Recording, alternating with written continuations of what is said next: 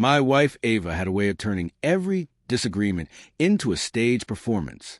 She never needed to shout. Her confidence alone was enough to make any room orbit around her. But the night she stood in the doorway, heels dangling from one hand, glitter across her eyelids, and said, "Don't like it? Then divorce me," something inside me stopped in a way it never had before. She didn't wait for an answer. She tossed the words at me like a dare, like she expected me to fold, apologize, or plead for her attention. Music thumped from her phone, echoing down the hallway, while she hummed to herself and fixed her hair in the mirror, acting like we weren't teetering on the edge of something sharp. All I'd done was ask where she was going so late, dressed like she stepped straight out of a nightclub poster. We hadn't had a real conversation in days. She had been distant, too distant, and every night she insisted she needed space. She'd returned smelling like smoke, perfume, and someone else's laughter.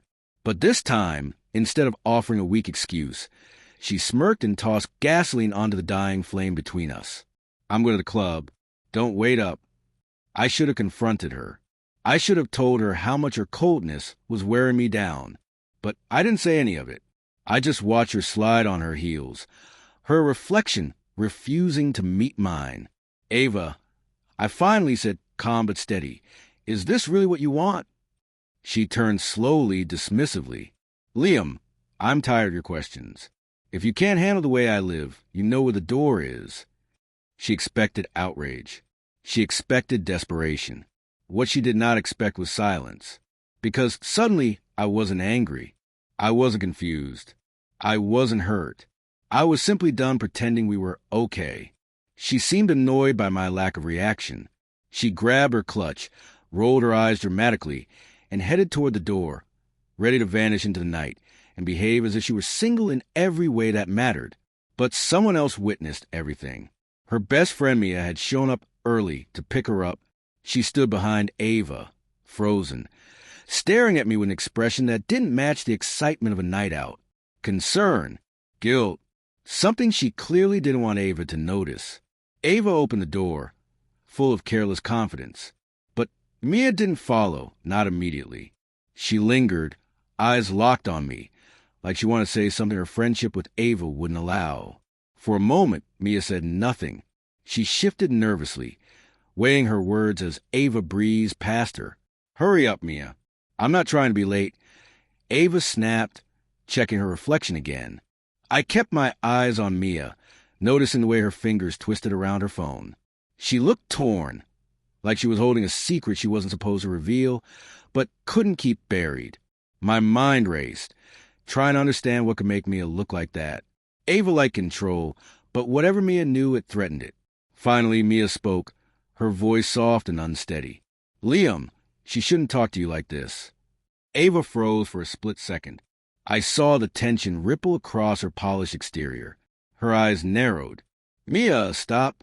You're imagining things," she said sharply, but the strain in her voice betrayed her calm mask. I swallowed hard, trying to steady myself. My pulse was still pounding from Ava's earlier words, but now something else was rising inside me. The need to know the truth. Mia stepped closer, her tone hushed but firm. "She's crossing lines. You don't deserve this. Don't let her walk all over you." Ava laughed, too high-pitched, like a violin string pulled too tight. "You're being dramatic. He's fine. I'm fine. Everything's fine." But Mia didn't move. She looked straight at me, eyes wide, and whispered just loud enough. "I saw the text she sent someone tonight. She's not being honest, Liam. This isn't some girl's night." The air tightened around me, squeezing my chest. I didn't need further explanation. I already knew what that meant. Ava spun toward the door again, heels striking the floor. "Come on, Mia. Don't embarrass me." But Mia stayed still, letting her gaze cut through Ava's facade. And in that moment, something in me shifted too. For months, I'd tiptoed around Ava's moods, ignored the growing distance, pretended her words weren't slicing into me. But tonight, I realized I didn't have to react the way she wanted. I inhaled deeply, feeling a strange and unexpected calm spread through me. "Go ahead, Ava," I said softly. "Go have your night." Her heels stalled mid-step. She hadn't expected calm. She hadn't expected clarity. She hadn't expected me to respond without fear, without begging, without anger. Her eyes widened slightly, like she was trying to process this newer version of me. For a moment, her flawless mask slipped. I could see the calculations flicker across her face. Does he care? Does he even notice? Mia, standing behind her, gave me the smallest nod, barely noticeable but full of meaning. He sees it. He understands. Ava spun around, attempting to reclaim control. So now you think you're calm? You think that changes anything? I shook my head slowly. No, it doesn't change what's already happened, but it does change what happens next. She opened her mouth to argue, but no words came out. Silence hung heavy between us, different from every silence before. A silence she had never heard from me. She was used to my pleading, my apologies, my surrender. But tonight, I wasn't bending. Mia stepped forward, finally letting her restraint break. Ava, if you actually cared about him, you wouldn't have sent that text. You wouldn't treat your marriage like something optional. Ava's shoulders tightened. She glanced from Mia to me. Something flickered in her eyes. Anger, fear, maybe guilt. This isn't your business, she snapped, but her voice trembled. I stepped closer, steady, controlled. It is my business, Ava. Our marriage is my business. And tonight, I see exactly what you're willing to risk and what you really think of me. Her lips thinned. For the first time, she looked small, not defeated, just stripped the mask she always wore. Mia's voice softened but stayed firm. Liam doesn't need permission to protect himself. Don't manipulate him into feeling guilty for setting boundaries. Ava's phone buzzed in her hand. She glanced at it, then looked back at me. Her composure snapped back into place. But it wasn't the same. There was uncertainty behind it now. I exhaled. Go. Enjoy your night.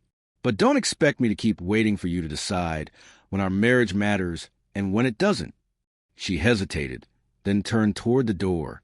Her heels clicked louder than before. But the energy in the room had shifted. Ava felt it. She knew something had changed. Mia stayed behind, watching her leave. Then she looked at me. Her expression a mix of relief and concern. She's gone, she murmured, but she won't come back the same. And for the first time in months, I felt a quiet peace settle over me. Not because Ava walked out, but because I didn't beg her to stay. I didn't chase her chaos. I didn't lose myself trying to keep her. Tonight, I found my calm. Tonight, I found clarity. And for now, that was enough.